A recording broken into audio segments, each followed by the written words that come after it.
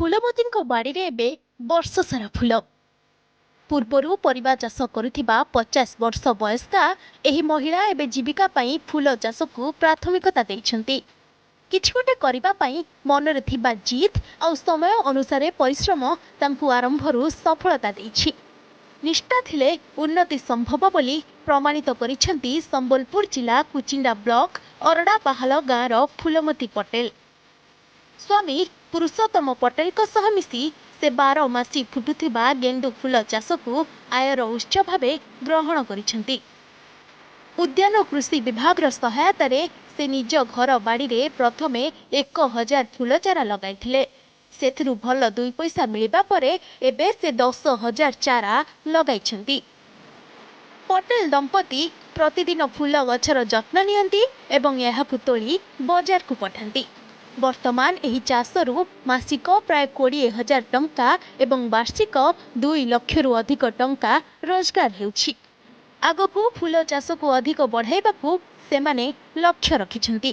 10,000 ଗଛ ଲାଗିছে ସେନୁ ସେଟା ଫର୍ଦର ଫୁଟିছে বেলে ফের আর 5,000 গছ লগাইছু।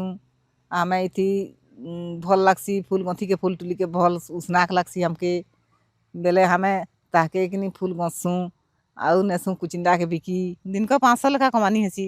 500 କି ଦିନ ଜାନିକିରି ମଙ୍ଗଳବାର ଦିନ ଏତକା ହେସି, ଶନିବାର ଦିନ ଏତକା ହେସି, 1000 ହେସି। ଏଇଟା ତ ଆମର ଠିକ୍ ପୋଷଉଛି ଆମକୁ ଆଉ ଯେନ୍ତା ବିକିଲୁ ଆମକୁ ସେଟା ଭଲ ଲାଭବାନ ହେଉଛି ଆଉ ଭଲ ଲାଗୁଛି ଫୁଲ ତାନେ ଇଏ କରବାର୍ ଲାଗି ତାକେ ହୁଲା ଟେକୁଛୁ ଘାସ ସଫା କରୁଛୁ ପାଣି ଦଉଛୁ ଆଉ ଖତ ସାର ଦଉଛୁ ଔଷଧ ଦଉଛୁ ମେଡ଼ିସିନ କିଛି ସରକାରୀ ଯଦି ସାହାଯ୍ୟ କରିବେ ଆଉ ଟିକେ ବଢ଼ାମା କି ଗୁଲାପ ଏଇଟା ସବୁଟା ଜଗାବୁଜୁଗି କରିକିରି ଆମେ ସେଟା ଆଉ ଟିକେ ଉନ୍ନତି କରିପାରମା। ସ୍ୱଳ୍ପ ଖର୍ଚ୍ଚ ଏବଂ କମ୍ ସମୟରେ ଗେଣ୍ଡୁ ଫୁଲ ଚାଷରୁ ବେଶ୍ ଭଲ ଲାଭ ମିଳୁଛି। ସାଧାରଣତଃ ଲୋକେ କେବଳ ଗୋଟିଏ ଋତୁରେ ଫୁଲ ଚାଷ କରୁଥିବା ବେଳେ ଫୁଲମତୀଙ୍କ ବାଡ଼ିରେ ବର୍ଷ ସାରା ଗେଣ୍ଡୁ ଫୁଲ ଫୁଟୁଛି।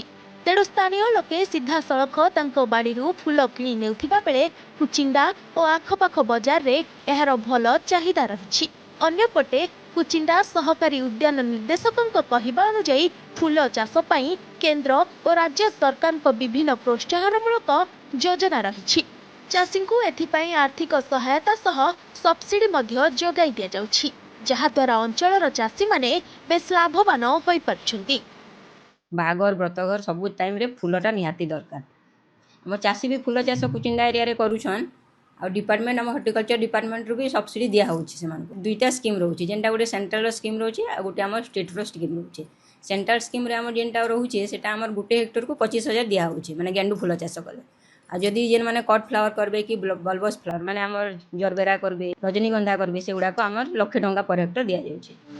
ଯେକୌଣସି ଚାଷ ହେଉନା କାହିଁକି ଯଦି ନିଷ୍ଠାର ସହ ପରିଶ୍ରମ କରାଯାଏ ତେବେ ସଫଳତା ନିଶ୍ଚୟ ମିଳେ। ଆଉ ଏହାକୁ ସତ ପ୍ରମାଣିତ କରି ସ୍ଥାନୀୟ ଅଞ୍ଚଳ ପାଇଁ ପ୍ରେରଣା ସାଜିଛନ୍ତି ଅରଡ଼ାବାହାଲର ଫୁଲମତୀ ପଟେଲ। କୁଚିଣ୍ଡାରୁ ସୌମ୍ୟରଞ୍ଜନ ଧଳଙ୍କ ରିପୋର୍ଟ, ଅର୍ଗସ୍ ନ୍ୟୁଜ୍।